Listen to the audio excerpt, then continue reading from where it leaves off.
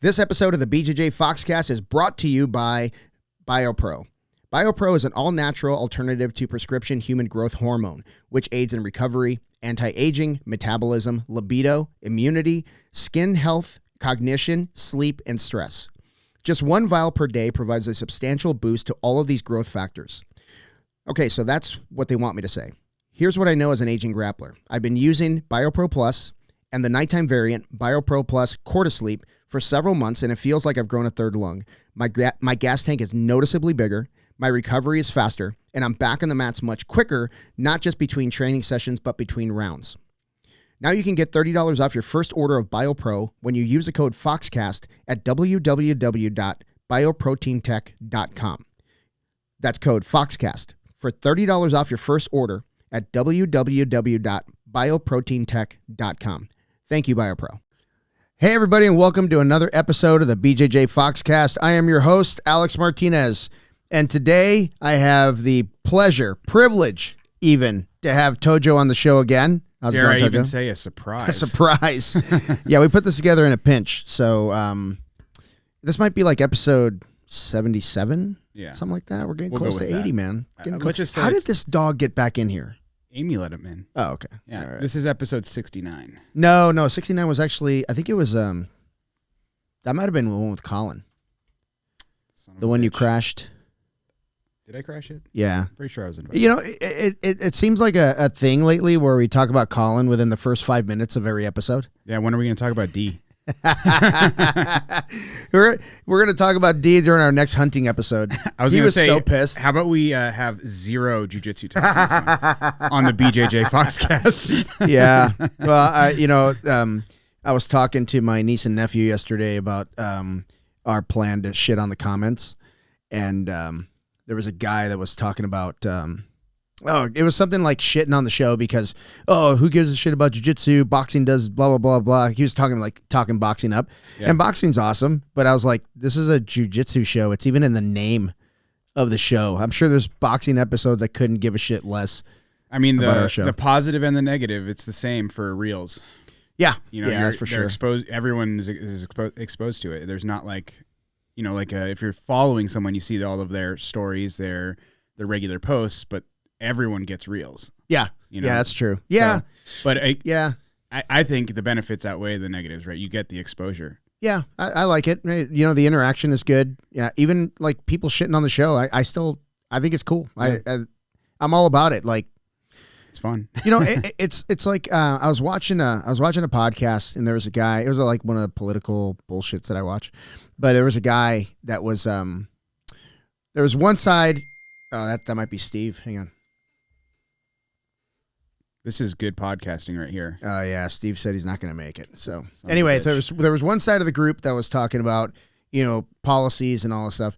And there's another side. The other guy was just like attacking them personally. Like, you're a piece of shit, just like going off on That's called an ad hominem. Yeah. So here's the thing, that the ad hominem should get your fucking ass kicked. Yeah.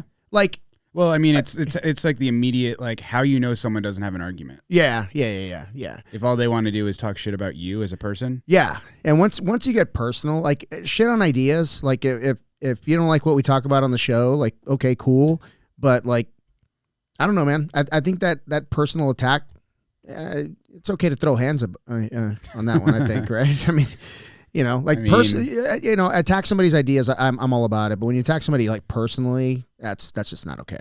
Yeah, I mean, for me, it's like that's my favorite part. Like, I like to argue with people in the comments. Like when it starts coming into like, you must like pedophiles or whatever, the stupid shit that you hear on like in Facebook comment sections. And shit like that. Yeah. I'm like, well, I won. Yeah. Well, that same jackass was the one. Oh, we got blocked. I don't block anybody. Oh, that guy. Yeah, I don't block anybody. Like, say what you want. I mean, you're digging your own grave, basically, right? Like, and here's the thing: someone might. Like, half the time when I'm looking at a reel, the sound isn't on if it has like the captions on, and some people just like get a brief overview of the captions and like, you son of a bitch, they didn't even hear the whole thing, and much less watch the whole show. Which, I don't know, if you're not if you're not into two guys drinking and talking about jiu-jitsu, don't watch the show. Yeah. But shit on the ideas. First of all, not Monster people doesn't count personally. as drinking. It's not good for me. I mean, I'm drinking apple juice, so It's not good for me. that's true. That counts. That's fucking sure. Yeah. Yeah, it's really bad for me. No, my favorite thing is that when was the last time you were wearing a BJJ shirt, any shirt, what doesn't matter, at the store, at Fry's, at the gas station, and someone was like, hey, boxing's better? Never. 0 times. Yeah. 0 times. It's just funny how the internet is. It's Yeah. like people like have that defense of the screen. Like, they're just talking through their computer, so they're safe. Yeah. Yeah. know? And they're like, knock, knock, who's there, 237. Right. You know what I mean? They're Yeah. just like, they're completely anonymous. That's not to say that, like, if anybody came up to you and was like if someone came up to me at like a gas station and was like, boxing's better than jiu-jitsu, I'm like, cool. I'm glad you like it. I'm I glad don't you think like you'd it. stop at cool. Yeah. I think coming out of your mouth probably be like, so? Like, and? Yeah. Like, No, I like making people feel stupid. continue, pump my gas. I don't know. I wouldn't give them that power. Yeah. Like, that's a thing, is like when you engage with that argument, you're like, well, now that guy got what he want. Yeah, and you have no idea how many times I've typed a reply to people and just deleted it because, I was going to go to a dark place. To be fair, you have to have the endurance for it. God, It's exhausting. It's exhausting. Like, and people can make any argument, like they can make a negative out of anything. Yeah. So it's. Well, it just speaks to like what's going on with them. Yeah, and all I picture is somebody having a really bad day, and they're on the crapper, you know what I mean, and they're on their phone, and they're just need an outlet, right? Yeah. So that's kind of where it comes from. I'm glad I can be your punching bag. Yeah, Boxer boy. fine. That's Boxer boy. Yeah, if you're hanging from a chain, and I'll beat the shit out of you. Anyway, we had a tournament yesterday. AZBJJL closed out the season with the Kids Cup I mean, you can say there was 2 tournaments. and Masters yesterday. Cup. Yeah, 2 different tournaments. And the Nogi Worlds was yesterday. Nogi World, busy weekend. Thursday, Yeah. Friday, Saturday. Yeah. Do you watch any of that Nogi World stuff? Yeah, we watched most of the people that we kind of like care to see. Yeah. Saw a bunch of it. David Clay got gold. I saw that. I Yeah. didn't see his matches, but I saw the Instagram post. Yeah, Yeah. which is really cool. Danilo got bronze. Wow. Yeah, he looked really good, the matches I saw. I didn't get to see David's. We had a couple guys from Paul's that had really good showings. Joey, one of my blue belts, he was 165 pounds maybe 6 months ago. He competed at super heavy. Wow. He weighed in at 205 or something like that. Yeah. He's lost 50 pounds. Wow. Yeah, one of my students, Jason Ellis, same thing. Mm-hmm. Started with us. I want to say like 18 months ago. Mm-hmm. He came in. He was a little overweight, and wasn't quite sure if he was gonna do anything with it. But he's gone from walk through the door, basically just falling over as soon as you touched him. You know what I mean? Yeah. And now he's lost 60 pounds. He's working with a diet coach, working with a strength coach. Mm-hmm. And he competed for the first time yesterday. Super proud of that guy. It's cool when those guys get that momentum. Yeah. Where they start, once that weight starts, like the hardest part is that first 2 weeks where you don't really see anything. Right. And then all of a sudden it's 5 pounds, 10 pounds. Yeah. It's like, oh crap. Yeah, and then the boulder starts moving. You start getting that momentum, and then you're like, "What else can I do?" Yeah, and that's where the real growth comes from. Because I think you and I both have been big in the past. Mm-hmm. I was 200 pounds out of high school. Yeah. I was heavy when I started jiu-jitsu. Actually, I want a number. 240, but 238. Damn. Yeah, and I only know that because I used to weigh myself when I did triathlon. The last try I did was 167 pounds. Jeez, yeah, you were tiny. How? Yeah, you were I really was training swimmer for that body. shit. Yeah, swimmer body. I had shoulders, but little else. It's swim, bike, run. So you can't be big. Well, you can, but it sucks. And actually, 167's on the heavier end. Yeah, I've been pounding pavement lately, running. Have you? Yeah, I just one of the things that I noticed after because it's almost hunting season again. Yeah. That makes sense. After putting, it's not the strength, it's it's literally the constant impact of hiking. Yeah, constant hiking, especially with weight. It's conditioning, right? Yeah, it's not physical conditioning. It's not the cardio that I need. I could if I could feel no pain, I could run forever. Yeah. I wasn't in better shape when I did my full distance triathlon than when I did the half Ironman. plural, the ones that I did, I wasn't in better shape. I was just better conditioned. Yeah. For that pounding, on the pavement and on the bike, and. Yeah, I don't know if I told the story on here. Like there was one, I think it was like maybe a white or blue belt, and I was just like, you know what, I'm gonna fucking run a half marathon. There's just one weekend I just decided to go do it. Corey did that. He ran a marathon though. Yeah. Yeah. Well, no training. I don't have that much time. Yeah, no training. He just ran a marathon. And then he comes back, harder than you think. Yeah, no shit. But it's like it's hard. Like most people are like, oh, cardio must suck or something like that. It's like, it's not the cardio. No, it's just conditioning. Yeah. Running is, well, I mean, I guess, let me throw the caveat. If you're doing marathon world records, who's that guy who just set the world record? They said his pace, and it was pace. Like people can't even do his pace like normal. Yeah, you can't. No. I mean, they're running sub 2 hour. His pace is like what most people consider sprinting. Yeah. Which is fucking wild. Yeah. I mean, back in the day, if you did anything under 3 hours, like, whoa, now it's like 2. Yeah. Oh, that's super fast. No, dude. thanks. That's super fast. But it's like that constant like beating up. You feel it in your knees, your shins, your Achilles tendon. You like everything starts to kind of like take that beating after like a couple of miles. Yeah. And you got to be able to. Well, I think that's what the training really is conditioning those body parts to take that beating. Yeah, for not sure. The cardio, really. Right. Yeah, it's when I was doing triathlon, like I would consider anything under 8 miles a short run. Mm-hmm. Anything under 8 was a short run because you could get that done a couple hours, 3 hours.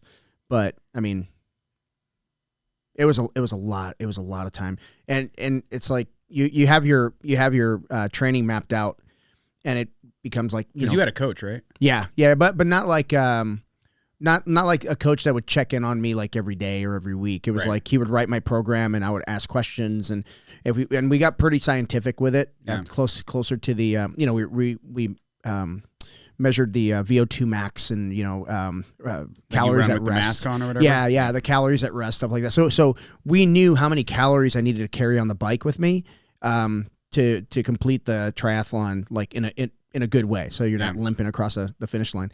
And we came up with it was a really tough triathlon with a lot of climbing on the bike. So we came up with a game plan, kept my heart rate at a certain rate, didn't blow up at any point, and I followed it, and I finished in a decent time for that race. It was a pretty decent time. Was that the one in Henderson? Yeah. That was like all hill? Everything. The uphill both ways. Uphill both ways. The bike course, they do this map where they outline like the climbs and the drops. This thing looked like teeth. It was just climb after climb after climb. But like steep, right? Yeah. It was steep climbs. The halfway mark. I don't remember how far I went because I just stopped looking at my my little speedometer. But so I'm going down this hill. And, when you're on a bike, you're going downhill, you come off the saddle and you're kind of waving, up and down the road and you turn, whatever. And I'm like, after a while, you're like, wow, this has gone on for quite a while. Yeah. You know what I mean? Like, oh, this is ridiculous, And then I see like, there's like cones and then a truck. And I'm like, oh no, that's the halfway mark. Yeah. But you get your halfway bag where you eat a meal and you know what I mean? They have a halfway bag for you. So, is that somebody you have to set up somebody, or do they have people that work for the? They have people, so they give you these 2 bags, and you have a halfway bag for the run and a halfway bag for the bike. Okay. So the bike one is like that's where you have a meal, maybe a Coke, and you always throw a Coke or something sugary in there just in case you hit a wall. Yeah. And I actually took my Coke with me. Yeah. But so then I stopped, had my halfway stuff, and some people will even change their shoes. Yeah. At the halfway. I can see that. Yeah. And then you got to jump on your bike and go right back up that freaking hill. That sucked. So that it's really like sucked. Down and back is how you kind of do it. Yeah. Right? So the course, I honestly don't even know if they do it anymore because they couldn't get people to sign up. It sucked. It sucked. Yeah. So Henderson in general is like very hilly. It's almost like being if you've ever been in Fountain Hills, it's like a lot like that. Yeah. It's literally the drop going into Las Vegas. Yeah. It's on the mountain. And so if you do like Ironman Arizona, you'll probably have, I don't know, man, I a couple hundred pros, in the race because that's a qualifier for Kona. That Henderson one is not a qualifier for anything because it's not Ironman. Yeah. And it's so freaking tough. No one wants to do it. We had 1 pro in the whole I would imagine that the Phoenix one is probably one of the easiest ones. Because it's so fucking flat. I don't want to say that because when you hit not Beeline. What's the one going towards Wichita? 87. Well, yeah, isn't that the Beeline? Is it Beeline? Yeah. Okay, so you hit Beeline from Tempe to Shea is all uphill. It's a slight. It's a slight incline, but you might be doing 15 miles an hour. Sure. Okay. You know what I mean? And you're hauling ass back, so it's a hill. Yeah. You know, you're doing 27, 28 coming back. Because I've done the bike course, the Ironman bike course several times. Yeah. And it's a mother. Well, it's harder when the roads are open for cars, because you got to stay on the shoulder, and there's a lot of garbage going way up there. I'm sure they go through and clean that, right? No, but I'm talking about when we're just doing it on our own. Oh, right. When Ironman's here, they clean all that up. Yeah. But the road's open, so they can ride in the middle of the road. That highway is also a piece of shit. Like, yeah, I'm sure it's just like running through gravel. Yeah, like, it beats you up even a when they clean it up. Yeah, it beats you up a little bit. Yeah. But especially then on a bike made out of like carbon fiber, right? Yeah. It absorbs a lot of the impact, but it can only absorb so much because they got to make it rigid enough to climb in. Right. So there is some rigidity to that's to why the they frame. don't have like shocks on like a road bike. Right? No way. Yeah, because you want every bit of power going to that back wheel as possible, right? So they do a lot to the, where the main gear is, where the main gears. But yeah, so the funny thing was,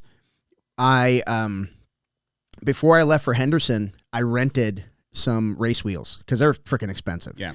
And they're stupid. So you can't ride them every day because they're carbon fiber wheels. I mean, I guess you could eventually. Nah, well, back then maybe, you know what I mean? But Zip makes amazing wheels. So, I mean, that's what I rented. Yeah. I just couldn't justify the cost of the wheels. How much would they cost if you bought them? Oh gosh, at the time, probably about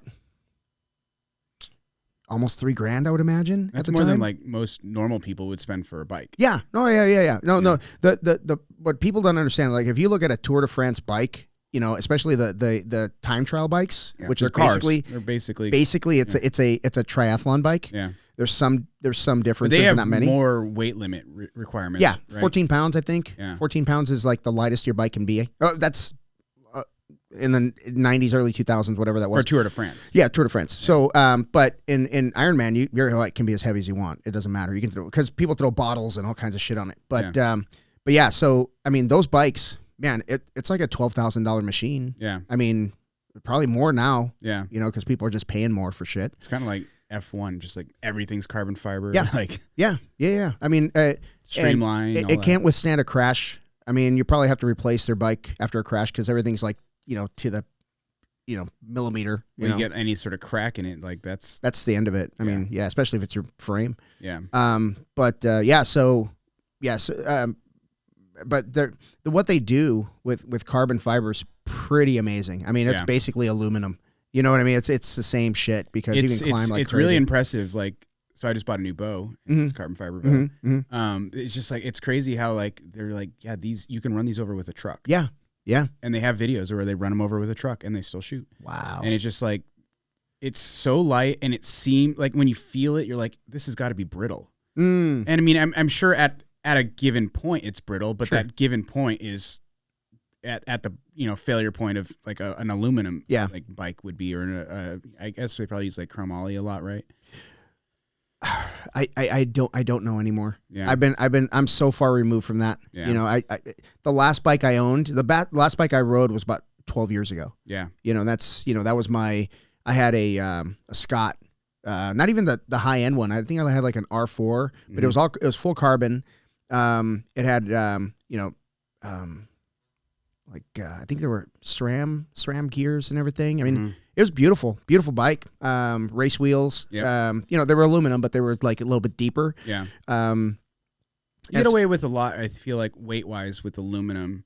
Because that's what I've noticed. Like, with my very little like exposure to like bikes in general, like I'm not going to spend $10,000 on a road bike. Like, thinking about when I was in college, like I'd had a road bike, but it was like kind of like a cheap one where, like, let's say it got stolen. Yeah, I wouldn't fucking cry over it. Yeah. Right? I mean, it wasn't cheap, but it also wasn't like, deathly expensive. Yeah. But like a lot of that stuff, you can buy like, a few $100s worth of rims. Yeah. And they're aluminum. They're not carbon fiber. Yeah. Right. And they're, way better than what you would get at like, like at Target, like a bike like that with like those rims, like they're more rigid, they're lighter, like all that kind of stuff. And I feel like they kind of bridge that gap a little bit more with aluminum. Obviously, it's going to be a little heavier. Yeah. So a friend of mine is he has a mountain bike company. I think it's V-Bikes, I believe it is. Are those electric bikes? No, not an e-bike, a V-Bike. That's the name of his company. His name is Vince, so he calls them V-Bikes. And he has beautiful frames, and he builds them out. And he doesn't have brick and mortar, so it's all like you order it and they build it for you. Does he live here? Yeah, Phoenix. Yeah, he's out of I think his house is I think he's out of Ahwatukee somewhere. But sounds like where a mountain biker kid was. Yeah, but I mean, he's been mountain biking forever. His kid was on the mountain bike team, whatever high school he went to. Yeah. So I had lunch with him. Gosh, man, almost a year ago. But what they're doing with mountain bike wheels now is freaking amazing. Yeah. Not the best thing for Arizona, I don't think. Right. But like if you look at the spokes, it was a string. It was cord. Which makes sense because you're just pulling in opposite directions, and it holds the shape. And they all like kind of counter each other, so it's like they don't have to be laterally like rigid, right? Yeah. But the only thing I was thinking is like, I mean, there's a lot of sharp rocks in Arizona. I don't know. It may just be fine. It may be just fine, but it depends what they're made out of. I couldn't imagine the material that like a D loop is made out of on a bow is like super like abrasion resistant. Like it has to be because it's like you always are hooking on. Oh yeah, I didn't think about that. Yeah. So it's like I imagine if you made a spoke out of something like that, I think it would take a rock. Yeah. I mean, it'd have to be a pretty specific like kind of like impact from a rock to actually cut it. I would imagine. Well, I mean, you can come downhill at a pretty high rate of speed and hit a rock pretty hard. Sure. Yeah. So who knows? Yeah. I mean, but like to think about like, you would think that, strings are too like soft, right? Yeah. You couldn't have that. But like if you were to take an individual spoke off of any bike, you'd be able to snap it with your hand, no problem. 100%. Yeah. So it's like, it's not like they need that lateral. It's what do they call that? Tensile strength. Right. Yeah. I carried a spoke wrench whenever I was on my bike because I mean, spokes break. Right. And then you literally just wrap it around the spoke next to it like you're taping a broken finger. And then you just tighten until your wheels aren't hitting the brakes anymore. I'm serious. You just play with it on the side of the road, and it happened more often than I freaking cared. Fuck. There's nothing I hate more than changing a road bike tire. Oh, dude. The worst time of year was not monsoon because you get a rain and all of the crap that's on the road goes right into including the oil. Yes, and it never failed, dude. And there were times when I'd be like 2 miles from the house after a 6-hour ride. Yeah. Pow! Like mother. I never had a blowout, but I've definitely picked up thorns. Yeah. And shit, where you just kind of have that like you put your bike away and then you go out the next morning and it's flat and you're like, God damn it. No, well, when you're on a road bike, a race bike, you're talking about 110 psi. Yeah. So that shit pops. Yeah. There is no, and there's times when the actual tire will split, like you'll get a cut in it. And you got to air it up. Because under so much pressure, it'll split it. Yeah, so you carry a $1 bill with you. And you put a $1 bill where the split is, and then you put the new tube in, and then you blow it up on that, and it'll hold. The $1 bill will hold. So that was a little trick that I learned from. Yeah. I mean, because a $1 bill is not paper; it's like fiber. Yeah, it's fiber. So you you literally fold it up to the size of the wheel, and you stick it in there, and then you put the new tube in. That's pretty neat. Yeah, I kind of miss it sometimes, man. I don't miss almost getting hit by a car all the time.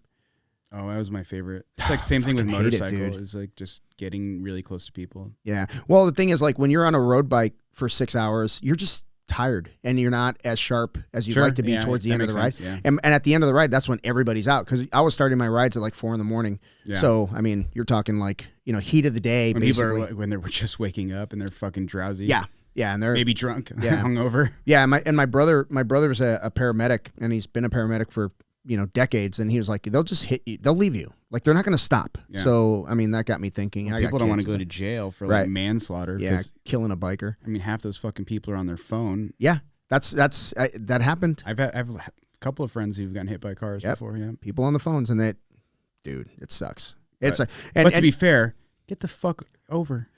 Dude, I hug the gutter, man. I hug the gutter unless the road was complete. I was never that guy the guys that ride that line, and they think. No, my problem is it's like when you have like two dudes riding together on the road. Yeah, and it's like during a time when there's traffic, like, so like say like 8:30 in the morning or like that 5, 6, 7 o'clock at night. Yeah. And they're fucking right next to each other. Yeah. Yeah. That's when the dude in the diesel truck goes by and he freaking hits it and there's smoke everywhere. I have good no move. sympathy for those fucking No, me assholes. either. Me either. Get in line. And first of all, like, you guys can take turns too, like drafting each other. Yeah, absolutely. And like anybody who's never actually drafted with a bicycle, it is amazing how well so that easy. works. Yeah, it's so easy. You can literally punch above your weight, which meaning like you can ride with a faster group that you shouldn't be riding with. Yeah, they just pull you. Just stay in the back. Yeah, they just pull you. Just stay in the back. It's crazy how well that works. You wouldn't imagine that you get that much, like, what do you call it? Wind blocking? Yeah, no, they're literally pulling you. Yeah. You feel like you're being pulled. You have to pedal like half as much as they do. It's crazy. It's amazing. Yeah, it's a lot of fun, man. I miss being in a big group. I miss my alone rides. Yeah. I miss all that stuff. But man, it's not worth it. Not for me. Arizona's getting better as far as like being like bike friendly, but like even like the places where you have a ton of like bike lanes, the roads are just gravel. Yeah. Like they're so shitty out and they're here. tarred up, and when the tar gets soft, it's not bad. But like when it's hard, you're just like thud, thud, thud, over and over and over and over. It just rattles your brain after a while. You're like, it's literally shell shock. Where you just I just want to go home. The mountain biking is the one that I've been like, the only reason I don't want to get into it is I know I'll love it. Yeah, and then that's another $10,000 bike. Like, and then what do they call it? My friends, gosh, I haven't talked to him in a long time, but I used to shop at a bike shop called Two Wheel Jones. I don't know if they're still around. They used to be like right close to where the Academy was off of Signal Butte and Baseline. Okay, and they would talk about the bikes, obviously, right? And they would do they called it P&A, the parts and accessories. That's where they make. I'm sure that's where they make their margins, helmets and gloves and socks and shoes and shit like that. But yeah, so when I did that triathlon in Henderson, I rented the race wheels and I had my mechanic, this guy, Ryan was his name. He was a drummer. Good wrench on a bike. Yeah. I took my son when he was young, to do drum lessons. And signed him up, went. That doesn't surprise me at all that Tony wanted to be a drummer. Yeah. So we went for drum lessons, and it was him. Yeah. And I was like, "Holy shit, you work on my bike!" So we had that relationship already. But I didn't trust anybody else with my bike. Yeah. Well, he was out of town when I took my bike in to get the wheels. Son of a bitch. I was like, "Oh shit!" So the whole time I have my bike on top of the car. I'm headed towards Henderson. Whole time I'm thinking is like, "What if something's wrong? What if something's wrong?" You want to talk about manifesting? So I took the bike for a little test ride the day before, and I hit the first hill, and I got out of the saddle, and I pushed down, and it went chunk. The derailleur twisted. Oh no! Yeah, so it came off, and I'm like, oh shit. But when you're doing a bike, and this is what I was talking about, the difference between triathlon events and jiu-jitsu tournaments. Mm-hmm. Obviously, the triathlon event that for that full distance triathlon, it was like the entry was like $600, and I think Ironman's. But they actually take care of you. Yes, Ironman is way more now than it ever has been. It's probably double that now, I would imagine. But it was $600 to enter, right? But if you needed fuel, like food, if you needed sports drinks, if you needed someone to work on your bike, it was all there. Like literally, so. The bike course took way longer than I expected because it was so fucking hilly. Right. But I'm loopy, right? And I'm running with my bike to transition, and the transition area is like a big area. It's freaking cool. So they're and they have your stuff for you. Like they see your number, like boom, they hand it to you, and there's somebody that takes your bike. Now I'm used to I hang my own bike up and I change my own shoes. You have a little 2x2 area where you put all your shit and you put it on, you head out. But I was never like used to this first class experience, so to speak. Right. And this lady grabs my bike and I'm pulling on it. She's pulling on it. I'm pulling on it. It's my job. I'm here to take it for you. She's like, it's okay. You're getting ready to hit her. She goes, it's okay. I'm going to give it back. I'm like, oh yeah, sorry. So in jiu-jitsu, you get hurt and they're like, best we can do is ice. Yeah, that's it. That's it. Yeah, man. Did I tell you about Tony's MMA fight, the second one? I mean, I heard about it. So did you hear about when we first got there and this kid, 3 fights ahead of Tony, got hurt? No. Okay. And I talked about this on the podcast before a couple episodes ago, and I was saying, like, anybody looking to start an MMA promotion, just don't. Yeah. just don't. There's enough of them. Just don't fucking do it because and there's not money. This was a new promotion. They just got sanctioned and they needed fighters, right? So Tony's game, right? Yeah. Tony's game, and he was the co-main event, and it's the second fight ever. You know what I mean? So anyway, so we walk up. This guy, what's his name? Jonte. He trains Tony over at Power MMA. He's one of his trainers. And we saw him at the door, and he's like, oh, I'll bring you up, to the VIP area. Yeah. And he walked us up, and, we got to see Tony warm up and everything. So it was really cool. Well, there's a kid coming up after his fight, and he's injured. His foot's fucked up. And they're like carrying him up the steps because it was after the fight. Yeah, it was a rec center. So like we were in the upper area where kids like go watch TV and shit like that. Okay. So it was like an upper area. You got to go up a flight of stairs, and this kid's limping up. He's being helped up, and I hear somebody say, "Oh, they don't have ice." What the fuck? What the fuck? Yeah, dude. Like you don't have ice. Like there's a real good chance you're gonna need ice at an MMA. At the bare minimum. Yes, there's some. Maybe some tape. How do you not know that you need ice? Yeah. Like, they had a doctor. Yeah. And he was cool. But I don't know that he had a lot of experience because, Tony got stopped. He got triangled, right? But he didn't pass out. Right. He didn't sustain any, like, major damage. He did take a couple shots, but it wasn't, like, major damage. Yeah. And the guy's talking to Tony, like, doing, like, concussion protocols like it's a knockout. Yeah. And I'm like, I don't know that. Okay, well, I'm not going to tell him how to do his business, right? But it doesn't seem like, I don't know. He was just like, it's like he's fine. He was. I mean, it's probably just checking the boxes. Yeah, probably. After any fight, I'm sure they have to do that kind of stuff. Yeah, and he was a nice guy. Yeah. He was a real nice guy. Like, because I mean, even if you don't get knocked out, you get hit in the head. Like, it doesn't take much, right? Yeah, yeah. And I mean, some people can take hits, and some people can't. Like, some people just get just barely, clipped, and they're like, oh, now they're loopy. Yeah, that's true. So, but yeah, it was interesting because like how much more basic does it get than have ice for a potential injury? But like you said, it's a new organization. Like if you don't, like who knows like how much exposure? Like I assume I have to make the assumption that they like basically like put a call out for like, hey, any doctors want to come be our medic for this event, and the doctor has no idea what he needs to do. He's like, I know how to handle trauma. Yeah. But he doesn't know, like, do I need to bring stuff? I'm sure that's probably what happened. Yeah. But, well, here's how I look at it. If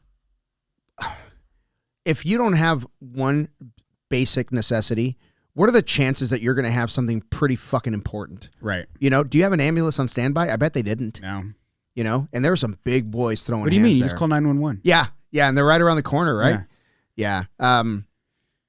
Yeah, and it's in Payson, so I mean I think their fire department's like volunteer, so I don't think it's manned all the time. I mean there might be like one guy there up there.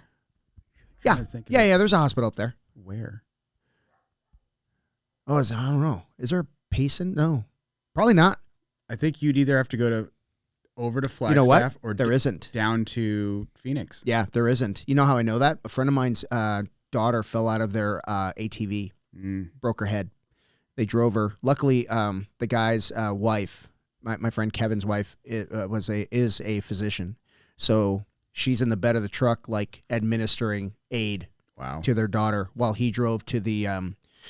It was a holiday weekend, and he drove to the volunteer fire department place where they had a new guy manning the place, who then called somebody. They got her a helicopter and they flew her out. So no, I don't think they have a trauma like a. I think they have a medical center in Show Low. So I think your options. That's still a couple hours. No, yeah, it's not close. No, yeah. I mean, depending on where you're at, I bet they take you to Phoenix. I mean, if you had to get flown, go to fucking Phoenix. That's what they did. Yeah, that's what they did. They flew her to Phoenix. Yeah, which is, I mean, and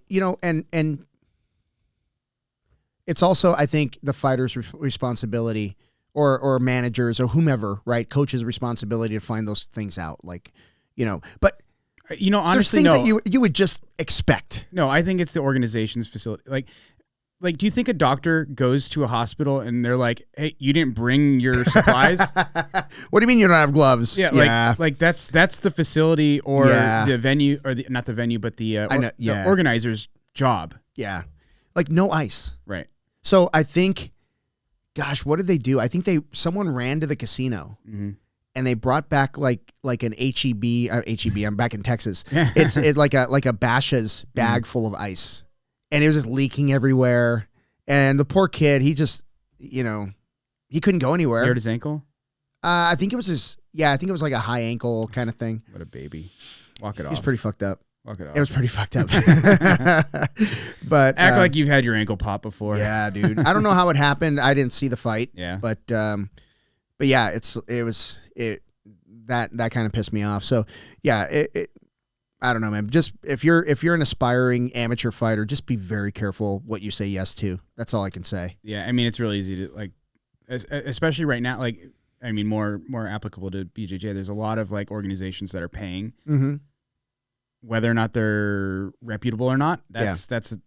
I mean, obviously there's. I mean, we have the UFC Invitational this tonight that we're gonna watch, right? My man crush, Aaron Wilson will be on it. Is he the Liz first? Clay match? will be on it. I think he's the third. Okay, so help me out with Liz Clay. Did she clone herself? Because wasn't she at Nogi Worlds just the other day? It's in Vegas. Oh, okay. So she's doing both. Okay. Yeah, Aaron's in Vegas right now. Paul's in Vegas. But did Liz forego? She did not do Nogi Worlds. Okay. Yeah, because if you had the option of getting paid. Oh, 100%. Yeah, you're going to get paid. Yeah. She's already number one in the world. Yeah, she got her plaque. That's really so fucking cool, man. I think I met Liz the first time when she was a purple belt, and then we spent a lot of time together COVID year at brown belt, and then she like lived at Dan and Andrea's. Her and her brother. She lived here. Yeah. Oh, that's right. Yeah, they did live right here. I forgot. Yeah, because they came down from Alaska. Yeah, like, she and David were sleeping in that room, and they didn't have a door. Remember, because I took Bella's door away. The room for lost kids. Yeah, the room for lost kids. Now you have Taylor living there. Yeah, man. Yeah. Yeah. So, and they were. It was cool having them here. Like they're good kids. And just watching Liz grow up, now she's married and all that. That's really cool, man. And number one in the world. Yeah.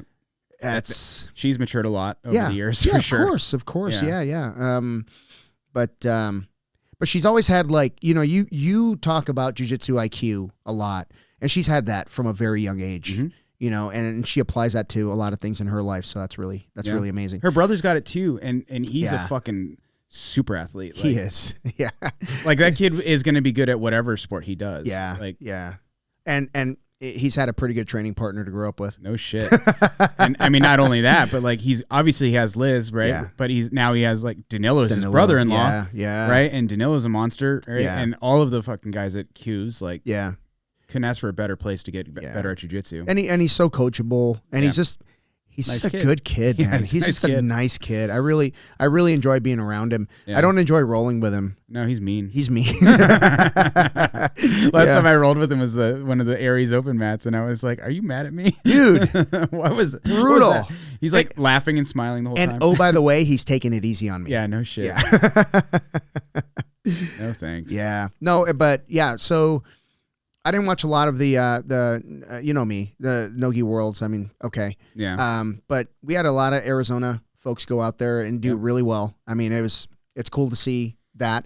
What's tough is like, I wanted to go do it. I signed up, had a plane ticket, the whole bit. Yeah. But then, you got, and Vin and I were talking about this, and Vin said it best. He goes, Alex, the competitor, ran into Alex, the gym owner, and Alex, the coach. Yeah. They just collided one day, and I had to choose. Two of them had to suffer, so I had to be a coach, which I don't regret it. It was fun, man. Watching, like, I had, who did I have? Brian Johnson, who's a traitor, left me. For my school, the best school. Yeah. So I found out that morning, by the way. Yeah. So someone calls me and they're like, "Hey, why is Brian signed up under you?" I'm like, "He's my blue belt." They're like, "No, he's not." I'm like, "What?" And then I confronted him after his match. He's like, "I wanted to talk to you in person, and I didn't want to text you." He was telling me, like, he came to my morning class like Thursday or something. He's like, "I need to talk to Paul because I want to switch over here."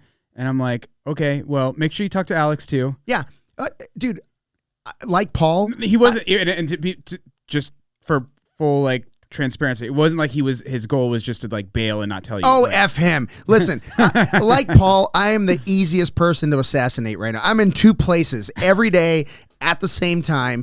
He can find me. He can find me. I'm trying not to yell at you, John, or Brian, whatever.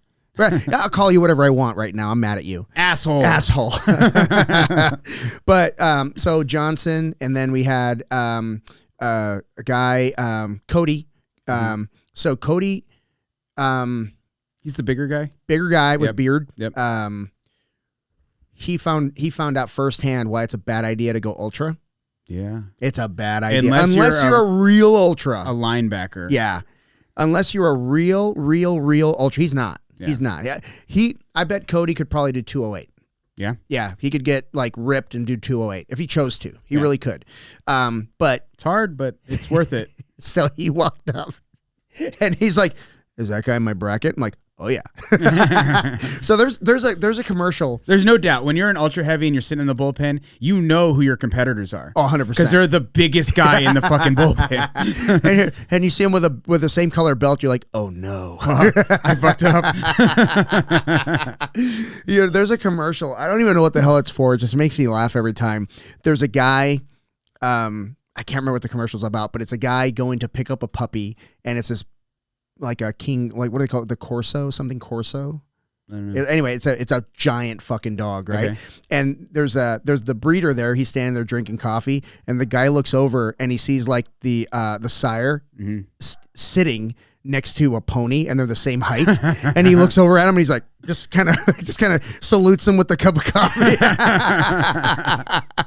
That's kind of what Cody saw at the tournament. And then speaking of bullpens, there's never a time where I like realize that I have body dysmorphia, that when I'm in a bullpen, because I'll look at you'll look at the guys who are your belt and you're like, all right, who's in my bracket, in my bracket, and I'll look at a guy and I'll see him, I'm like, oh, that guy must be in my bracket, and I'm like, oh, he's 181, and I'm like a featherweight, right? So I'm like, why do I feel like I'm that big? Yeah, you little guy.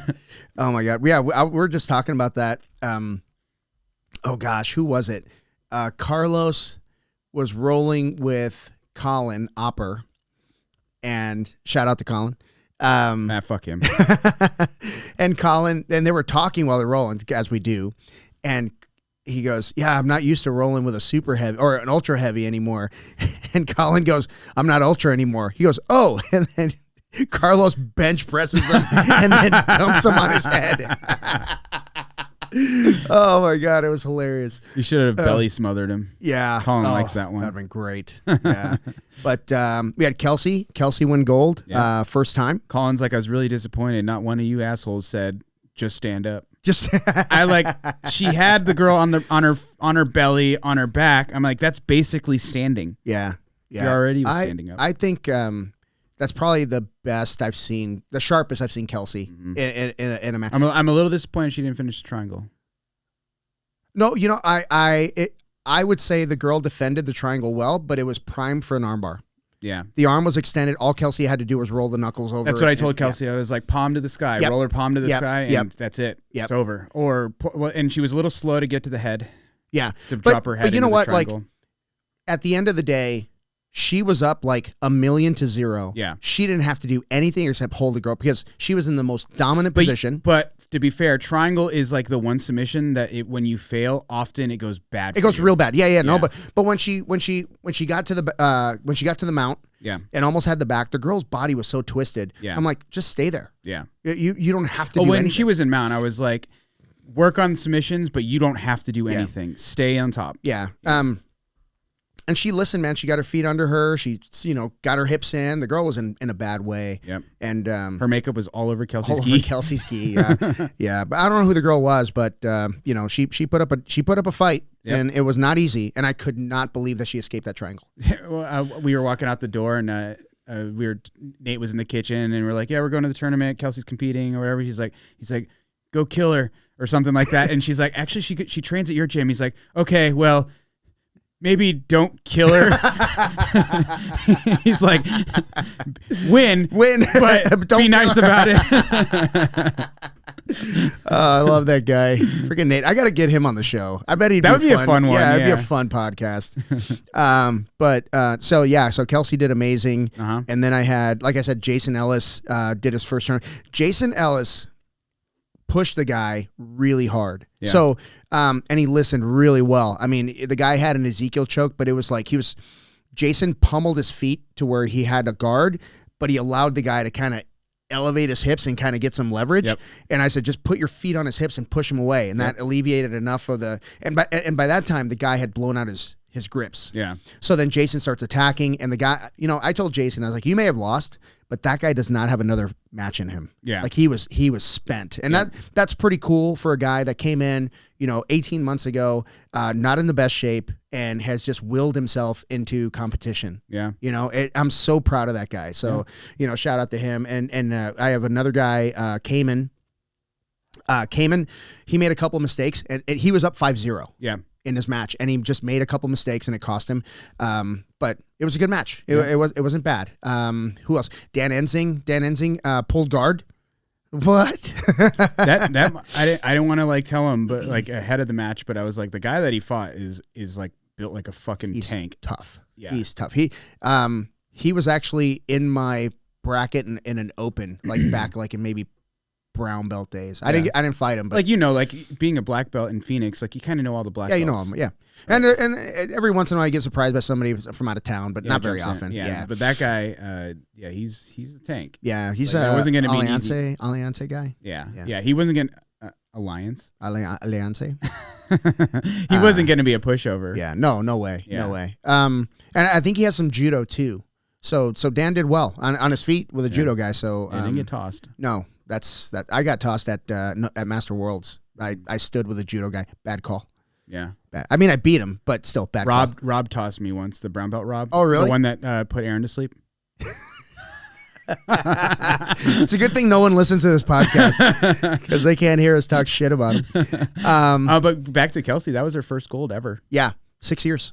Yeah. First gold. Very proud of her. Yeah. Isn't that crazy? It's just do you remember your first gold? Yes. 195. White belt. Mm-hmm.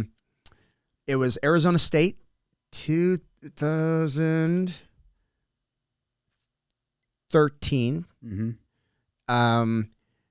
I was so nervous about not being able to. I didn't know how to start a match, right? Because I already lost 2. I had lost 2 in a row. And I was like, I went to Aaron. I was like, hey, do you mind if I come to your wrestling class? Because I don't know how to. He's like, yeah, of course. I don't know why I'm asking, but he taught me. Do you mind if I go to your class? Yeah, that I'm paying for. Yeah, but I wasn't in the best shape, and I didn't want to be in the way. That kind of thing. I was very self-conscious. And don't be, guys. Don't be self-conscious. Just show up. They'll take care of you. Unless being self-conscious motivates you. Yeah, there you go. Yeah, there you go. But really, Aaron taught me a double leg takedown. That's all we worked on. Double legs. And most of the time, I was the only person that showed up. And I know for a fact that he didn't want to do the class because it was only me. Yeah. But he still did it. And we drilled and we drilled and we drilled and we drilled. And I picked the dude up and I slammed him on the ground. And we landed out of bounds. I think I got advantage for that. But I picked him up and I put him on the ground. I go back to the middle. I turn around, and he's still on the ground. Yeah. And he busted his rib. That was my first win. I busted the guy's rib. So, first win? Yeah. Or first gold? Or do you only have the one match? First win. Okay. Yeah. No, I got worked. My first tournament, Southwest Classic 2013, 2 losses. Both guys got their blue belts a week later. And because it was round robin, I just got the shit kicked out of me. Were you an ultra then? No, I got to heavy before I competed. Okay. I got to 208. And then the next one was the Dan tournament where I got beat up the first round. And I remember Russo coming up, and Russo's like, when do you go again? I was like, well, if there is a God, I don't have another match today. I was so frustrated. And then I remember being a white belt, and I did all the tournaments. And when you're first starting and you're super stoked, you lose a lot. Yeah. Right. When you're that still figuring out how to jiu-jitsu. Like you said, you don't even know how to start. I don't know how to start a match. Right? Yeah. Yeah. And I remember that. And then it was I don't remember what tournament. It might have been the Southwest Classic now that I think about it. But it was the tournament just before. It was my last tournament before we did pans. Yeah. And I was a featherweight white belt adult, right? So I had to win. What year was that? 2013. Okay. Maybe 14. Okay. No, it would have been. So I was there already. Probably. Okay. Yeah. I think so. Yeah. And it was one of those ones where I had to win 4 matches to fucking get gold. Wow. Yeah. And I did. That's fun. And I submitted every single one of them. Damn. Were you falling back on the ankle lock back then? Yeah, of course. Yeah. No, I did that till blue belt, man. And my ex-girlfriend was in the crowd. So Yeah, I was like, yeah. fuck yeah. That's right, bitch. Yeah, Just that's right, kidding. bitch. Oh my God. That's funny. I do remember that. It is like one thing. I remember like looking over and like seeing my ex who was dating someone else who did jiu-jitsu in the crowd. And I was like, I'm going to fuck these people up. Oh my God. Yeah. It was, God, how old? I must have been like 26 then. Yeah. Like those were good times, man. Yeah. That was so much fun. So much fun. Yeah. Back when they were at I think that might have been at like Westwood High School. We were just talking about that the other day. Like, I only did one tournament at Westwood. Yeah. And then they moved everything exclusively to Phoenix College. And then, but someone was telling me like they were doing like Mesa Conference Center, Convention Center, something like that, like before Westwood. I remember Westwood. I remember tournaments, obviously, at Phoenix College. I know we've had tournaments at that Ahwatukee High School. Never went to that one. They've only had a couple. I know they had like one of the Southwests that I did when I was a purple belt. I did there, got beat up. Yeah. Actually, I won one fight by splitting this guy's cheek open. Win, baby. DQ. Yeah, yeah. It was an accident. I have no idea how it happened. But then it was a round robin, so I lost to the first guy. I split the second guy's cheek open by accident, and then I had to fight the same guy I just got killed by, and then got killed again. Wow. Yeah. So, yeah. But anyways, that was at the Ahwatukee High School. But I don't remember us. I don't think I ever competed in another venue other than like Paul's. Yeah. Yeah. That was it. Yeah. That was it. And Paul tried to get me killed at the Dan tournament a couple times at Blue Belt. Nice. Put me in a bracket with your roommate. Yeah, that'll make sense. Yeah, that's stupid. Sense. And then it was Nate. It was Jake Watson. It was me and somebody else who didn't belong in that what group. Belt? Blue. Jake Watson was ever a blue belt? Yeah, he was. Yeah, he was. He was a man-child in blue. And I think Nate was hungover at that tournament, and I had to fight him first round. And he was like, "So what do you want to do, man? You want to actually roll?" I was like, "Yeah." So he toyed with me until like I think I almost passed his guard because he was screwing around, and then he just triangled me and ended it. That was it. That was the end of it. I put someone to sleep at one of the Dan tournaments. Did you? Yeah. If I remember. How did I miss that? I don't know. Yeah, interesting. I was probably throwing up in the bathroom. Guess how? How? Baseball bat choke. No. Yeah. Oh, nice. I remember the one you pulled off. Then you pulled one off in Vegas too, didn't you? What was the one where the referee? That was one of the local ones where the referee was like, "What'd you do?" That was the one where it's Benson Henderson's brother-in-law. Really? Yeah. No kidding. Yeah. And then he quit. Wow. So I like to say that I made Benson Henderson's brother-in-law quit. Yeah. but Benson, I don't know that he's super active in jiu-jitsu, but he's not done. He did the ADCC Phoenix Open. That's right. Yeah. He did. Yeah. And he looked good. Yeah, dude. I mean, that guy's a phenomenal He's an athlete. athlete. He's a fucking dude. athlete. Yeah. His I mean, think about this, like super high level jiu-jitsu guy and former UFC world champion. I mean, that's a resume and a half right there. Yeah. For, and he's out of the lab, right? Yep. Yeah. Yeah. I think he's one of the owners. So is he under John Crouch? I would imagine so. Okay. Yeah. But I'm pretty sure he's like half owner of the lab. Okay. You ever been there? Yeah. It's impressive. It's a cool facility. Yeah. It's impressive. Yeah. Someone once told me that, I'm sure they were kidding, that Phoenix cops have killed more people in that parking lot than any other place in Phoenix. It's not a great neighborhood. It's not a great neighborhood. It's the West Side, but I mean, it's a cheap place to put a gym in. That's for sure. They got a lot of space, and speaking of like a lot of space, man. I haven't been there yet, but the Soul Fighters HQ. I've seen pictures. It looks dope. It looks amazing, dude. And what he did with just the Soul Fighter HQ as a sign, that was sick, dude. I'm very impressed with that. Yeah. I got. I don't want to go there because I don't want to get beat up by purple belts. I know, right? Get beat up by white belts. No, I asked Dunquino if he wanted to be on the show. He said yes. Oh, fuck yeah. We exchanged phone numbers and everything. So that'd be dope. Yeah, I'm gonna get him on. The thing is, like, it'd be cool to have him and Q on. Yeah, that'd be awesome. Right? I could probably pull that off. I'm pretty sure you could definitely pull that off. You've had Q on before? Yeah, right? I've had Q on before. Yeah. So because I know you've had Samir a couple times. Yeah. Well, Samir one time. But he wants to do another one. I mean, I want to do another one with him. Yeah. But I think we're going to talk more about like his stuff outside of jiu-jitsu, like entrepreneurship, stuff like that, because he's got a lot of stuff going on. Well, he's a manager now. He's a jiu-jitsu manager. So I definitely want to pick his brain about that. That's kind of a new thing, and I think it could be a good thing if done right. Right. The reason I think it's important is because we have so many like young professional athletes in jiu-jitsu, and they're fucking lost. A lot of them are. Yeah, and there's people my age who are ready to take advantage of them. That's true. You know what I mean? There's assholes out there. Yeah. That well, and they're just like money. They don't have enough life experience to know like how to manage their money. Like because like I have to imagine that a lot of them aren't like filing their taxes. Right. Yeah. Right. But like if you make $10,000 at a tournament, guess what? You got to claim that. Yeah. Yeah, and they want their money. Trust me, they do. They want their money, and that's like that's like $2,000, $2,500, $2,500. I mean, depending. At least, you bracket, know, but like there's a lot of things that happen from the time you left your home to the time you arrived at that venue that are write-offs. Sure. So I mean, you can keep a lot of your money, but I mean, how much of those write-offs are gonna knock that much off? You'd be surprised, dude. You'd be surprised. Yeah. I mean, if you're doing it right. You're tracking all your Uber rides, all your meals, you know, your mileage, you know, whatever it was to get you to that venue, you know, flights, you know, all of that stuff has got to be accounted for. So, you know, you can keep your money. You just got to make sure you do it right. Yeah, but I mean, by right, I mean that being said, like a lot of these guys are they're like kids basically pushed in this like adult mentor role. Yeah, they don't understand like if you make $600 doing something, more than $600 doing something, you have to claim it. Yeah. You know, and that's for the year. It's not for one event. Right. You know, and these guys are doing seminars for a couple $1,000 and they need some guidance. Yeah. They need some guidance from somebody. I mean, I like to imagine that they have people around them that are at least decent mentors that aren't taking advantage of them. I think a lot of them have people around them that are just yes people. Of course. And that's not good. We see that all the time, right? With like any of like the up and coming like awesome like, you know, black belts or whatever. Yeah.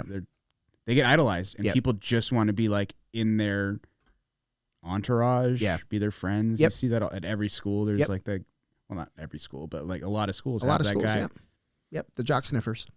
Yep, it's a thing. It's a real thing. Yeah, that's why I was like, it's like I'm just Tojo. Yeah, man, just Alex. I'm just Alex. Yeah. But yeah, so I think Samir's doing a good thing. There's a few people out there that are mentoring or, you know, managing folks.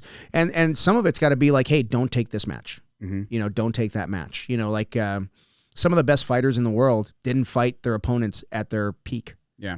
You know, I'm not saying they dodged anybody. Right. They were just smart about it. Right. So, you know, it's one of those things where you can't, you know, fighters want to fight, so they need someone to tell them which fights to take. Yeah.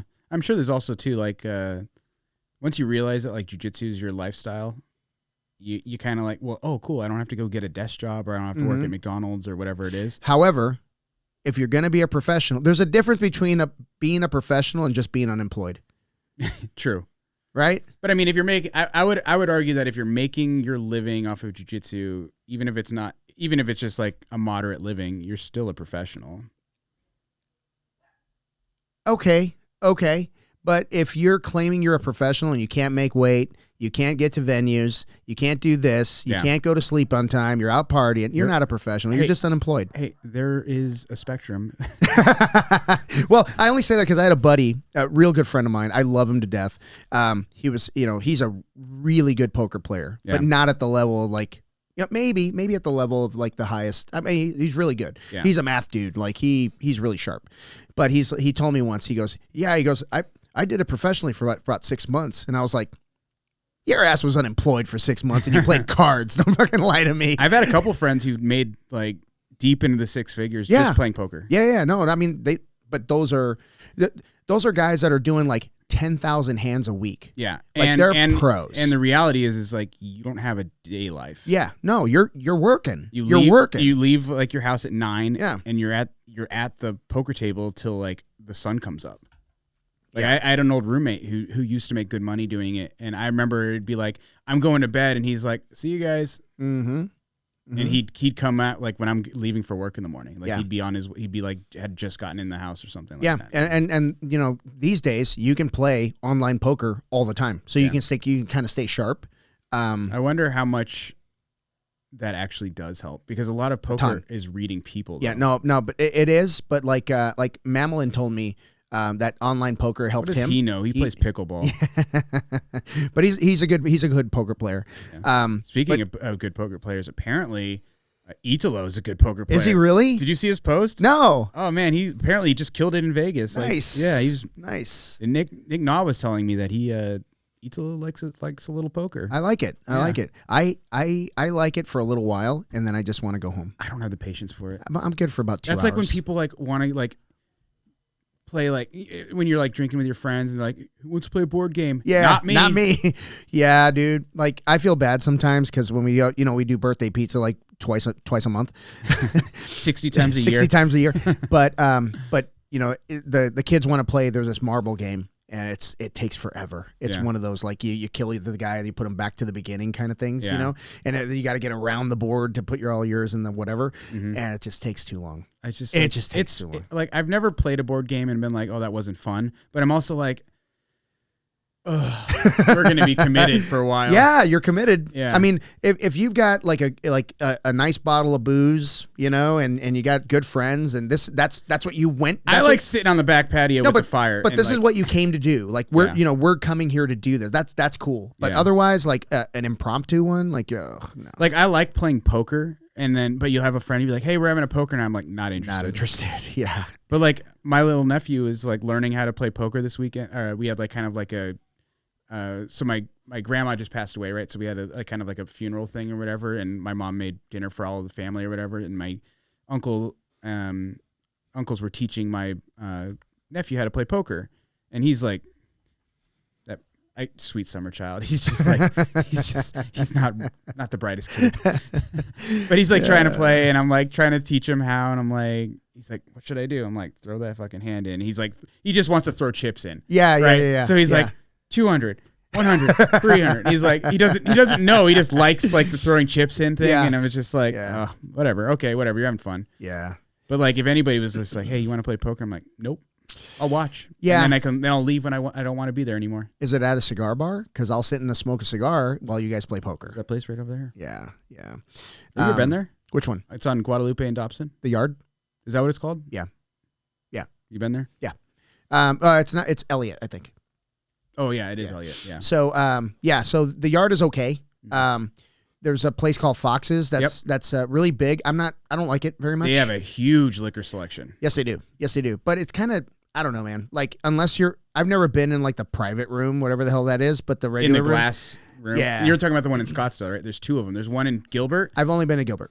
Oh, the Gilbert one's nice. There's one in Scottsdale. It's really nice. It's Yeah. like right in downtown or Old Town Scottsdale. Yeah. And like they have like the private. It's not a private room. It's the room where you like their humidor, but it's like has this big glass wall. Yep. Then you can see everything. Yep. It's fucking dope. Yeah. The one in Gilbert's kind of small compared to that one. The one in you're gonna have to get down, dog. Sorry, no. The one in there's a cigar bar in Chandler, off of Boston, like in the city center. Puro, Puro. It used to be like a barbecue place below, and then a cigar, like complete heart attack waiting to happen. That's right by where like Santan Brewery is. Yeah. Okay. So Santan sits here, and then you go just south of that, and there's that intersection that street that intersects there is Boston. Yeah, and it's right on the just. Oh, I think Kelsey and I went to that barbecue place. Yeah, so right above the barbecue place. That's where okay. We went during COVID, so it was like where they're like, "Here's plastic forks." Yeah. And we're not going to serve you. Yeah. Okay. They're gonna slingshot your food from across the room. Yeah. Whatever. Fucking COVID. My God. Yeah. But yeah. I'm not gonna get. No, we're not gonna get into that. We are not getting into that because I'm not gonna get banned for saying something stupid. Because I will say something stupid. I mean, I'm primed for it. Haven't you already? Yeah. So, Steven, delete that shit. Don't delete that shit. Delete that shit. Every time he says that, that's the stuff you need to post on the internet. Yeah. You need to ask Chris Smith why they got banned from Facebook. His Warrior Hydration Company. Chris, really? Yeah. I'm not going to tell you. I can't say it on the show, but ask him. I wish I was going to be there for your guys' party next weekend. You're not going to be there? We're going to be in Chicago. Why? The best time of year, December. Oh, you got that wedding. Yeah. Yeah, I bet they got the venue cheap. Oh yeah. Chicago. I'm like, I keep telling everyone, like, it's my niece. January. She's young. I think her job is making jewelry. Like, Yeah. she doesn't have money. Yeah. So it's like, whatever. Yeah. Hey, we'll go to Chicago. I have $8. Oh, you can have your wedding in January. Perfect. Excellent. Yeah. Yeah, man. Yeah. So I'm like, oh, it's going to be nice and chilly. Hopefully there'll be a little bit of snow. It's going to be cold. Yeah.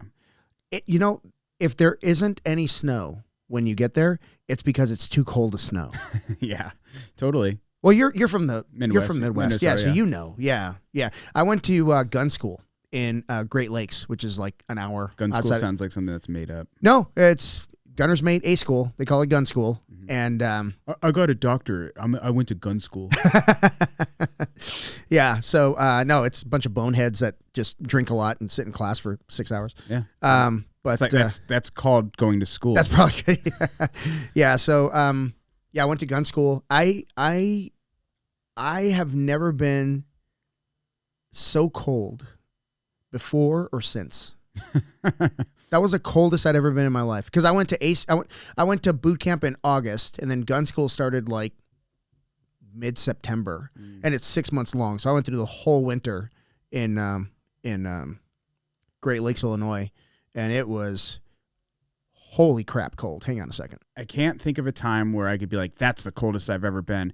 But I've definitely been, like, I've had heat stroke before, but I've never had like hypothermia. Dude, I was wearing everything I owned. Yeah. And it was still cold. Hang on a second. There's something going on here. All right. Something with the feed? No. Crap. Let me try this. Let me put the... Did you fuck it up? No. I just, I didn't put Do Not Disturb on, and a call came in, and all the cameras shut off for a second. Oh. Looks like they're back on. Okay. We'll find out. But anyway, so yeah. So it was so freaking cold that, okay, so the snow kept coming, it kept piling on, and it's not like you got like a crew that gets rid of the snow. It was us shoveling the sidewalks, you know, so you got your area that you had to shovel, and we were drinking the whole time, like in our barracks room, and so you drink and you just throw the bottles out the window. Well, it thaws at some point, and there were just bottles all around the barracks. Oh, dude, we had a chief. That's an E7 in the Navy. That's kind of a big deal to be a chief. Yeah. He was our barracks chief, and I can't remember his name, but we called him Pink Dude because he was always mad and he turned like pink. Dude, Pink Dude was red. He was so fucking mad. He had us cleaning everything, and he was furious when that shit thawed out and he found all those bottles outside. Yeah. You guys fucked up. But anyway. You didn't throw them away? No, we just threw them out the window. They disappeared in the snow. It's like it never happened. Yeah. Like I remember visiting my friend like years after I moved away from Minnesota, and he lived in St. Paul. Yeah. And it was just like a bachelor house. It was just like a house with a bunch of like, well, I think I can't remember if we must have been still in college. Yeah. But it was like they didn't turn the heater on. Oh my God. Yeah. Oh my God. Yeah. I could not. But like going back to like the original point, like it's a lot of people don't realize that like when it starts snowing, it's usually like kind of nice. Yeah, it's nice, and it gets like quiet. Yeah, it's beautiful. You can go out in shorts and a short sleeve shirt because it's just not as bitter cold as you would expect it to be. But anyway, back to I wanted to talk about this a little bit ago when we were talking about the bike stuff. Yeah, your bike mechanic and everything. Yeah, it's like that's one of like my biggest anxieties and my biggest pushers to like learn how to do everything. Is like. Could you imagine like having like something break on your bike and there wasn't anybody around that could help you? And you're just fucked. Yeah. So, that's a big deal for people, especially if you're going to go like where you go to hunt, because all you have to do is touch your bow strength with a broadhead and you're done. And it's fucked. Yeah. Unless you can restring a bow out in the field. Can you? I can. I have a portable bow press thing. It has like these two clamps, and you just kind of like has a cable that pulls it together. And, but the reality is if you cut a string and you happen to have another string in your bag or maybe in your truck, hopefully it's still tuned. Because when your bow's out of tune, those broadheads don't go the same place. So you would be done for at least a couple of days, huh? Tuning restringing and then tuning your bow? If you're going to do it right, yeah. I would say, I would say like that's one of those things that you just don't fucking do. Yep. Right? Yeah. I mean, it happens, right? I'm not saying that like, I've never had it happen to me. I don't know personally anybody who's had it happen, but it does happen, but like you are fucked. But to be real honest here, like I was at the archery range today and I'm like watching these fucking bubbas like fling arrows. I'm like, I don't think the majority of the guys that are going out there with bows have any fucking clue like what they're doing. Like as far as like tuning their bows aren't tuned. No. Right. And like anybody who hasn't like you shoot field points, so they're like basically arrows that don't have blades on them, right? It's like a pencil tip. Yeah, exactly. Kind of, right? Yeah. Yeah. You shoot those to practice with because they don't destroy targets, right? You shoot those, but then you throw your like a fixed blade broadhead or even a mechanical broadhead. I don't care what the fuck anybody says. Mechanical broadheads do not fly like field points. No. Unless your bow is perfectly tuned. Like if your bow is perfectly tuned, like regular broadheads fly like field points. Yeah. Like that whole like that's always the marketing thing that they always say, it flies like field points. It's like, no, they fucking don't. Unless you have a perfectly tuned bow. What does perfectly tuned mean? Perfectly tuned means like when that arrow leaves your bow,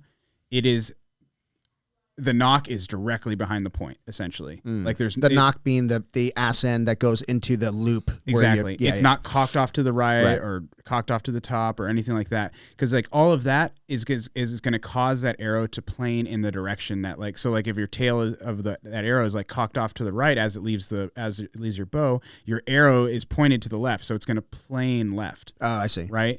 And if you have an arrow that doesn't have anything on it, say you shoot a bear shaft, right?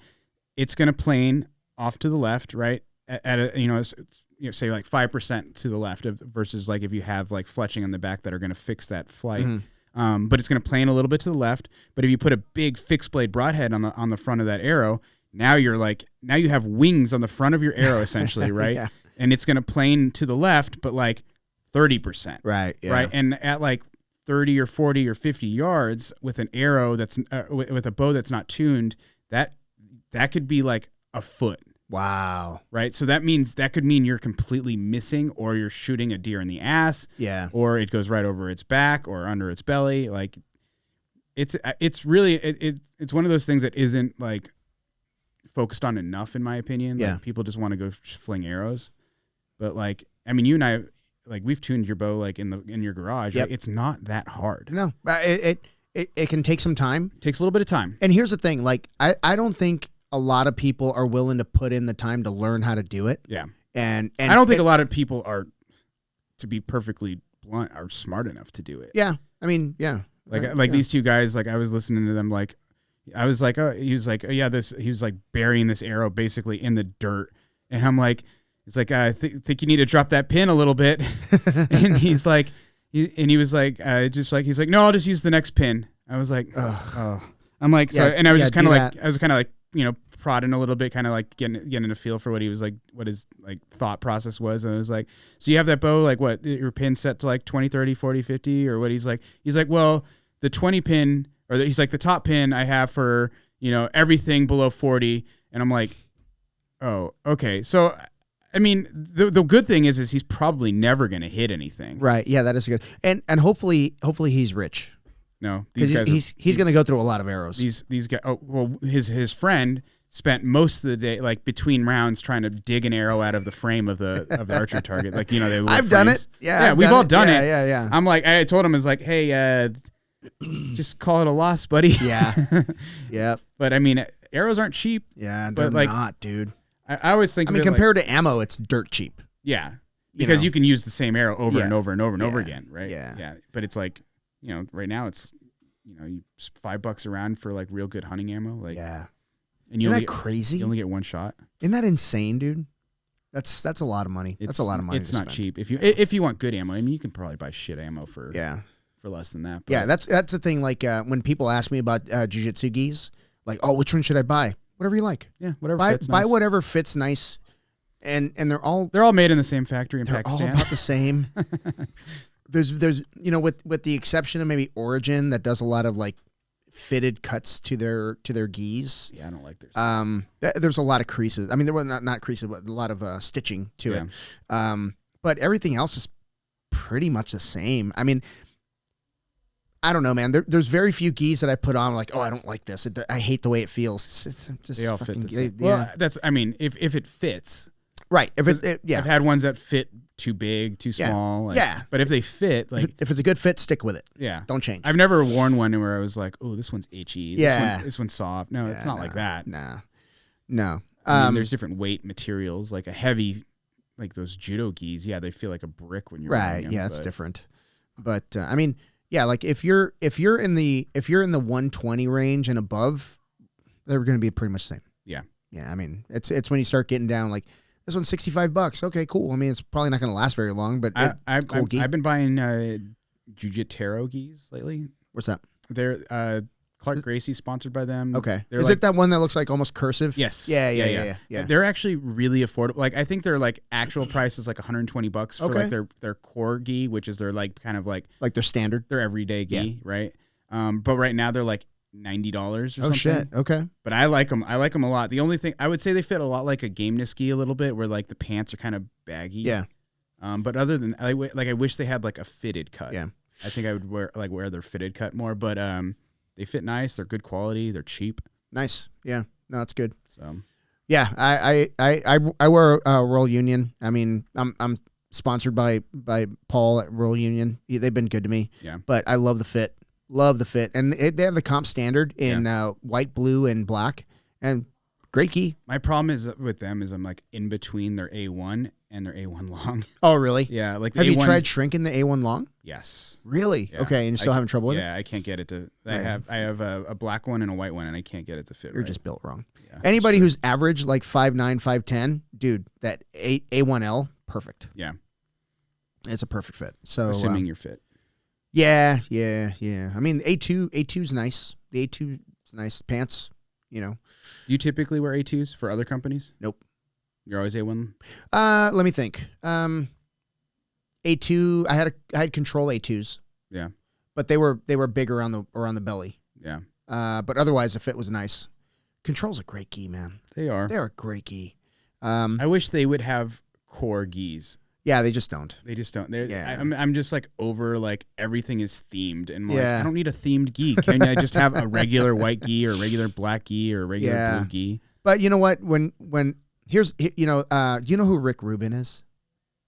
He's a producer, like a famous music producer. He's worked with like every big name you can think of, and he's a guy. He's got like long hair, and it kind of stands up in front, and he always wears sunglasses. He's got a big beard. Anyway, like a douchebag. No, he's actually really smart, and I think you would enjoy listening to him. He's like very, very cerebral, right?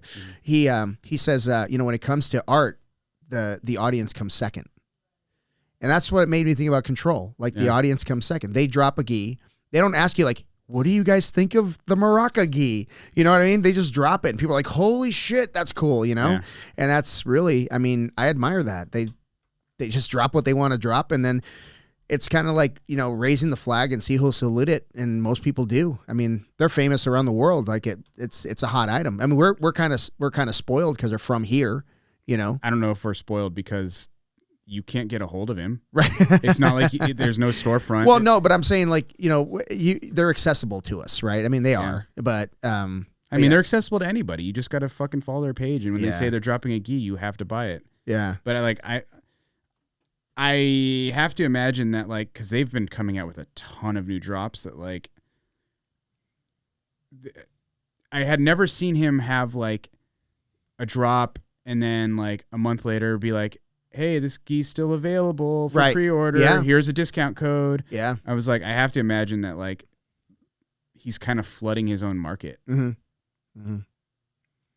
I don't know that he's flooding his own market. I started noticing that a lot. Yeah? Yeah. So I'm just like, I mean, maybe quit being so niche with a lot of your stuff. Yeah. Yeah. Well, even Show Your Roll has a comp standard. Yeah. Well, that's what I mean. It's like, I think every gi company, like, it's cool to like come out with like I mean, obviously like the Arizona stuff like looks dope, and we're all from Arizona, so it's cool. But like, if you're from Ohio, you're not buying an Arizona gi. Yeah, that's true. Right? Or whatever. Dude, all you got to do is put a Buckeye on it. You'll sell the shit out of it in Ohio. There ain't anything else. They got like 4 sports teams. No one gives a shit. It's all Ohio State. Yeah, but I mean, that's not to say that he's not like. I mean, you go on eBay and you see people selling used control keys for a lot of money, which is wild. Yeah, maybe I should go sell some of them. Maybe. Yeah, that's like and people go crazy about those in-person drops and stuff like that. So it's a thing, man. It's a thing. Good on them. It's like that kind of like that sneaker world like kind of thought like people spend so much money on shoes and they don't even wear them. Yeah, and there's people out there that try to make like counterfeits, and these guys can sniff them out. They're like, nope, this is bullshit. There was this guy that I watched for a little bit on YouTube. Like, I know nothing about sneakers. I'm not interested at all. Like, I wear fucking Crocs, but it was this kid who was like basically runs this like a sneaker shop. And it was like his whole YouTube channel is basically people selling sneakers and him like explaining to people why, this one's good. I'm going to give you this much money. This one's fake. Like, and he'll be like, this is how you know it's fake. And how does he typically find out? Is it like in the stitching? Color. He'll even look at the box. Like he's like the font's wrong on the box or something like that. Like, wow. He knows, he's like a savant. I don't know. Like, that's cool. He knows like all of the details. Like he's like, the color's off on this box, or like he'll also like he does this thing where he'll like hit the bottom of the shoe and he's like, it sounds wrong. Whoa. And I'm like, what? Like, I don't know if it's bullshit. I don't know anything about fucking sneakers, but like that's one of the things he was like, he always like smacks the bottom of the shoe. Yeah. He's like, it doesn't sound right. There was a show I used to watch a long time ago. Can't even remember the name of it. It was a cop show, and it was one of the like Thursday night. Remember Thursday night was prime time back in the day, but it was a cop show, and they did this bust in like it was based in like Los Angeles or New York. Anyway, but they had like a little like a Chinatown kind of shopping area, and they busted these people that were making counterfeit purses, like high-end counterfeit purses. And anyway, they bust the place, whatever, and then the next day, all the female cops are at that shop buying. They're like, "What are you doing in here?" They're all buying shit from there. I was like, "Who gives a fuck?" You ever been to like downtown LA? They have like a little flea market. Everything there's fucking fake. Everything's yeah. Like buy bootleg DVDs and shit when that was still a thing. Yeah, I'm surprised. Like when I go to Mexico, they don't have that. Well, I mean, they do with like Oakley sunglasses and Ray-Bans and shit like that. But I just don't think it's a market anymore. I think people are like, well, I just think a lot of people are like kind of switched to like. You can buy like $40 polarized glasses. Yeah, now. that's true. You don't have to spend like $200 on sunglasses anymore. $200 for sunglasses. Some people do. It's not my thing. I fucking break sunglasses and lose them. Yeah. Fuck that. Yeah, no way. But like, I mean, there's a lot of cheaper, good options now, I think. Yeah, and same thing with gis, man. Go on Amazon, $80 for the Sanibels and stuff like that. So I tell people, just you can't compete in them. Rob had like a fake show he really got off Amazon for like nothing. Did he really? Yeah. I was like, oh my God. Good for you. And what was that big thing with the one company that was Hawaii based and they sold the company recently? Is a gi company? Hawaii based? RUVA or something like that. RV. Oh, I know what you're talking about. RVCA, something like that. Yeah. I didn't know anything of that. They used to sponsor like Buchecha and he left them, and I mean, I knew of it because they went to they got sold out. They sold out to like a mainstream other business, whatever it is, and everybody was pissed off. And fuck them. Nothing's changed though. Yeah. Other than I don't know, man. Here's okay. This is what I fucking hate about people. You have a cool little restaurant. You have right? a list. This is one of the things I hate about people. You have a cool little restaurant. They make sandwiches, and you can't get these sandwiches other than this restaurant. And then the fucking sandwiches are so good that people come from all over town to get the sandwiches, and people are like, "Oh, I don't like that place. Oh, they sold out. Now they're mass producing this." Hey, F you, man. Yeah. Like they want to make money too. Like they've got mouths to feed, not just yours, idiot. They're only good when they're poor. I wish they were broke like everybody else. Oh my gosh, dude. Yeah, people just shit on them because they want to feed their families. Well, that's like the whole music thing, right? When they like sell out. Yes, that's the goal. That's the idea, idiot. Yeah. Like, yeah, I love my 12 fans. Apparently everyone loves our music. Yeah. What a piece of shit. Yeah, they said that about what's that Pearl Jam. What's the lead singer guy? You're asking the wrong person. Well, anyway, I think it was like Howard Stern was shitting on him because he was like, oh, he was always like a real like bubbly guy, friends with everybody, and then he makes it big and he doesn't know anybody. It's called playing the game, idiot. Yeah. You played the game. You got played, and now you're pissed because the guy doesn't talk to you. I feel like he's one to talk. Yeah. With his fake locks and of hair and shit like that. Yeah. Get fucked. Yeah, he was shitting on podcasts like early on. Oh yeah. Yeah. He still like does. I watched a video on that where he was like that was like he had a beef with Joe Rogan about that. Did he really? Shit. Yeah. Well, I mean, I think like the satellite radio paid him like a crazy amount of money to just be on there exclusively. So yeah, so he was like basically saying that, like, they're all a bunch of fucking idiots and like, they're never gonna make it. And it's like a lot of people are making 85 million downloads. Yeah. I think. Not even only the JRE, which is obviously by far the number one podcast in the world, but like there's tons of other podcasts that those people make livings. Yeah. Oh yeah, for sure. Yeah, I'm not one of them. No, but yeah. I need 13 listeners. I thought they paid for this house. No, I need 13. I've had 12 listeners for way too long. I need 13. You don't even listen to the fucking podcast. I do too. Sometimes. Do you really? No. So you listen to ones you're on? Yeah. Yeah. I like to hear my own voice. Yeah. I'm wondering. I like to make sure that I don't say anything stupid. And then I listen to it and I'm like, too late. God, I'm so smart. Who's this fucking genius you have on? Yeah, whatever. Yeah. I hope people make it past the first 30 minutes of this show, because it actually got good after 30 minutes. Yeah, fuck that. They bail after 30. They don't deserve the last hour. Well, listen, man, we gotta go catch that. What is it called? It's the UFC Invitational. UFC Invitational on Fight Pass. Fight Pass in Vegas, but we're gonna watch it here in beautiful Mesa, Arizona. It's a dope card. I'm glad that the main event doesn't have a bellyache, so we're gonna be able to watch some good jiu-jitsu. Yeah. It's Marigali and Penna is the main card or main event, I believe. Yeah, I don't care. after Wilson and Clay, whatever. It's like it's jiu-jitsu. It's a high school graduation for people that I don't fucking know. So what do I care? Anyway, I had fun, man. This was cool. Yeah, let's call it. All right, everybody. If you love the podcast, if you hate the podcast, it doesn't matter. Just give us a like, give us a subscribe, drop some comments. A dislike. Ooh, we are going to do a shitting on the comments podcast soon. I promised. And Kelsey make like Excel spreadsheet, all of that. Oh, there we go. Yeah. And Rashid, I don't know where you're out of, man, but you're very close to being on the show, man. You started out kind of harsh. You crapped on us a little bit, but your comments have been very positive lately. And wait, is he like a follower who doesn't even know you? He doesn't know me. But he started out like really aggressive with his comments, and he and I have gone back and forth a little bit. Now he's like cool, like he's being cool. He wants to be on the show, and I'm not going to fly you out here. Is he the one that was like, "You're doing it wrong. You should have me on the podcast." Yeah. kinda, yeah. But no, I you know what, man, I'm coming around. He's growing on me. He's growing on me like mold, but it's slow, but he's growing on me. But anyway, Rashid, I got your last comment, bro. We'll talk a little bit more.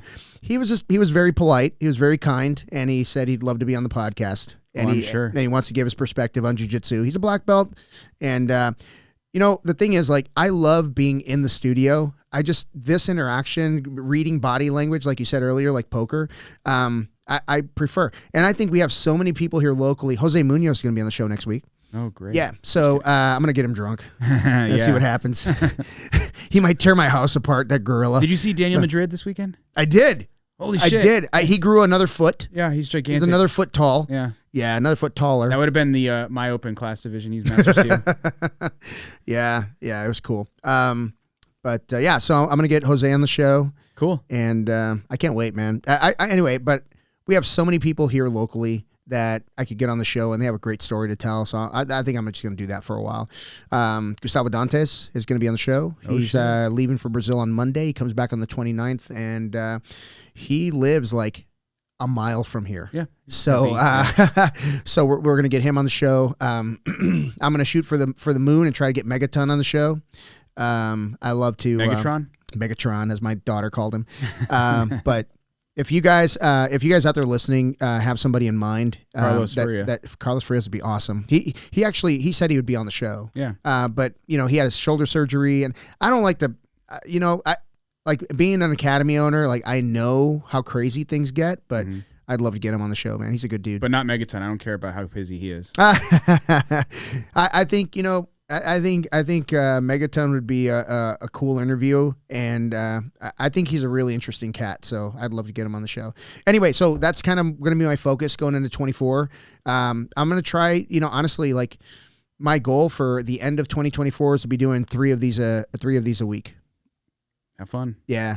Yeah, so it's going to be a hell of a ride. So I hope you guys follow. Josh is like, fuck. The editor. Yeah. So I hope you guys follow. I hope you guys subscribe and give us a shout out. Please share the stuff on Instagram. It really helps the show. Anyway, thanks, Tojo. Yep. Later. Bye. This episode of the BJJ Foxcast is brought to you by BioPro. BioPro is an all-natural alternative to prescription human growth hormone, which aids in recovery, anti-aging, metabolism, libido, immunity, skin health, cognition, sleep, and stress. Just 1 vial per day provides a substantial boost to all of these growth factors. Okay, so that's what they want me to say. Here's what I know as an aging grappler. I've been using BioPro Plus and the nighttime variant, BioPro Plus Cortisleep, for several months, and it feels like I've grown a third lung. My gas tank is noticeably bigger. My recovery is faster, and I'm back on the mats much quicker, not just between training sessions, but between rounds.